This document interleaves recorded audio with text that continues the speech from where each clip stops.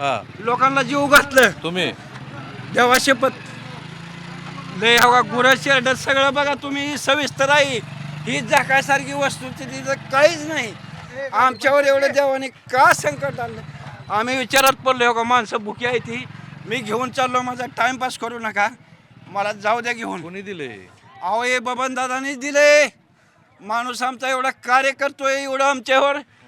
तीच माणूस आमच्या अन्न जाता म्हणावं लागेल त्याला हे बबनदादा शिंदे माजी आमदाराबद्दल बोलतायत आणि असं बऱ्याच अहो ठिकाणी माणूस ती किती संकटात आहे तरी एवढी जनता त्या जीवावर जगायला लागली इथं. हे लोकप्रतिनिधीचं बाकीचं काम कोण आहे आलंय का अनेक ठिकाणी कोण सुद्धा नाही. राजकीय पक्षाचे लोक पुढे येऊन मदत करतात आणि त्याची गरज आहे म्हणून मी म्हटलं की हे बघा ना एवढं हे काही त्या बबनदादांच्या संदर्भातलं बघा ना रातच्यापासून होय, मी होय. 4 वाजेपर्यंत जेवण तर माजी नगराध्यक्ष असतील आजी नगराध्यक्ष असतील असे अनेक लोक त्यांना मदत करतात शाळेच्या प्रांगणामध्ये ही केलेली व्यवस्था आहे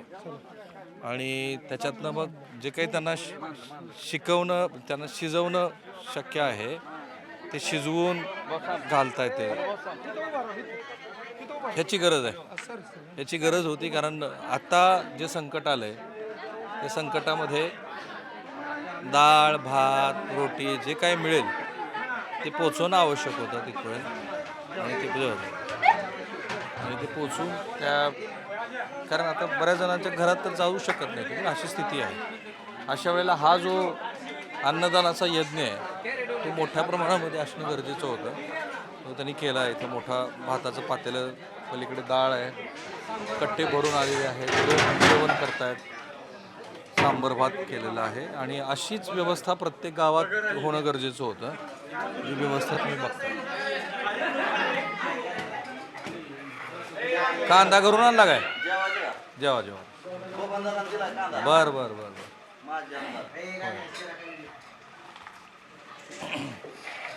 कालपासून केली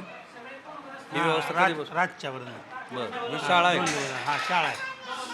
संजय मामा शिंदे शाळा आहे बर त्यांचीच शाळा आहे त्यांची शाळा आहे करते सहकार्य ती असल्या गोष्टी आणि तिकडे नगराध्यक्षांनी पण बरीच सोय केली माढ्यामध्ये कोरडवाडीमध्ये पण लोकांचा यज्ञ सुरू झाला आहे आणि मला तेच म्हणायचं होतं तुम्हाला की ह्याची गरज आहे आणि हे करावं लागणार बरेच काळ ह्या आत्ताच्या पुराचे परिणाम दिसायला लागतील आणि ते परिणाम संख्येनं पण किती लोक आहेत बघा है ना इतक्या मोठ्या संख्येनं लोक विस्थापित झालेले असल्यामुळं त्यांना मदत करणं त्यांच्या मदतीसाठी प्रयत्न करणं हे आता सगळ्यांची जबाबदारी गाव कुठला आहे गाव गाव मामा नाव हो लवे चांगला मानलाय पटकन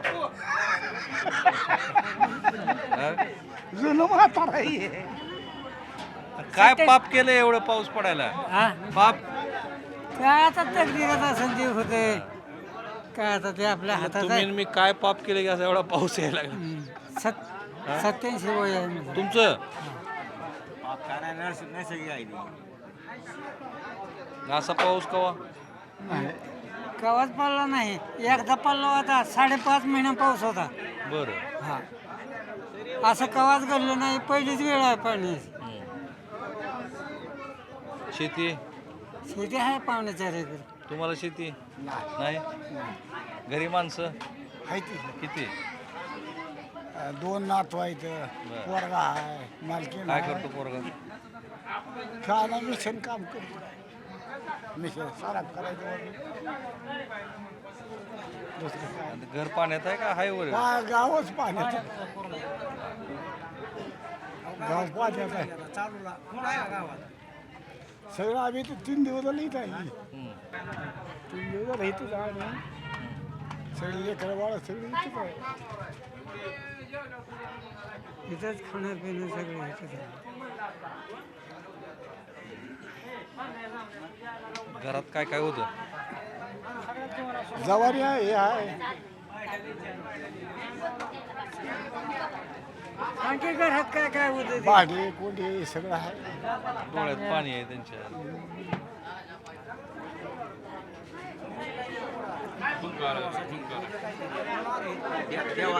देवाचं बघतायत आमच्या गावातले माळकरी हे देवळाचा माणूस आहे असताना ह्या प्रयत्नाची गरज होती आणि तसे प्रयत्न जेवढे महाराष्ट्रामध्ये होतील तेवढे आता ह्या भागातल्या प्रत्येक गावामध्ये प्रत्येक वस्तीमध्ये असा अन्नदानाचा यज्ञ करावा लागेल. तो दीर्घकाळ चालवावा लागेल आणि त्याच्यानंतर प्रत्येकाला काही ना काहीतरी मदत जे तुम्हाला करणं शक्य आहे ते तुम्ही येऊन पुढं करा, कारण आता त्याची गरज आहे ह्या भागामध्ये. कारण सगळंच्या सगळं भिजलेलं आहे. एरवी शेतातलं नुकसान झालं तर घरात काहीतरी शिल्लक राहिलं, त्यावेळेला घरातलंच सगळं गेलं. कॅमेरामन निकेतन माने, समीर राहुल कुलकर्णी, NDTV मराठी, लवाळे ना.